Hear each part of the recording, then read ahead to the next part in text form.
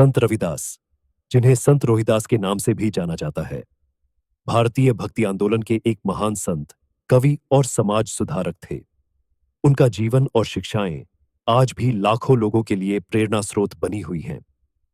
उन्होंने जाति व्यवस्था, सामाजिक असमानता और भेदभाव के खिलाफ संघर्ष किया और अपने भजनों के माध्यम से प्रेम, एकता और भक्ति का संदेश दिया। 15वीं शताब्दी में वाराणसी में जन्मे संत रविदास का पालन पोषण एक साधारण परिवार में हुआ। उनके माता पिता का नाम श्रीमती कर्मा देवी और श्री संतोख दास था। समाज में व्याप्त ऊंच नीच के भेदभाव को देखते हुए उन्होंने आध्यात्मिकता का मार्ग अपनाया और भक्ति आंदोलन में सक्रिय भूमिका निभाई।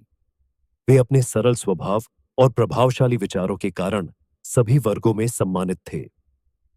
संत रविदास की शिक्षाओं का मूल आधार मानव समानता, प्रेम और भक्ति था।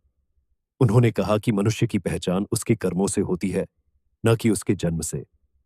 उन्होंने एक ऐसे समाज की कल्पना की जिसे बेगमपुरा कहा जाता है, जहां कोई दुख, भेदभाव या अन्याय न हो। उनके भजन और दोहे आज भी लोगों को प्रेरित करते हैं और आध्यात्मिक मार्गदर्शन प्रदान करते हैं। उनके कई भजन और पद सिखों के पवित्र ग्रंथ गुरु ग्रंथ साहिब में सम्मिलित हैं। गुरु नानक देव जी सहित अन्य सिख गुरुओं ने भी संत रविदास के विचारों से प्रेरणा ली।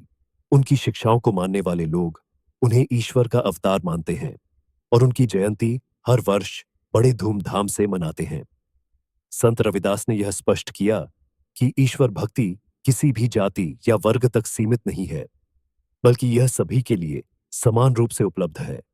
उन्होंने सादा जीवन जीने, करुणा रखने और सत्य के मार्ग पर चलने का संदेश दिया।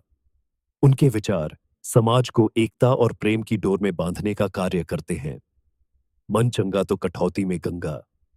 यह प्रसिद्ध उक्ति हमें यह सिखाती है कि पवित्रता बाहरी साधनों से नहीं, बल्कि अंतःकरण की शुद्धता से प्राप्त होती है।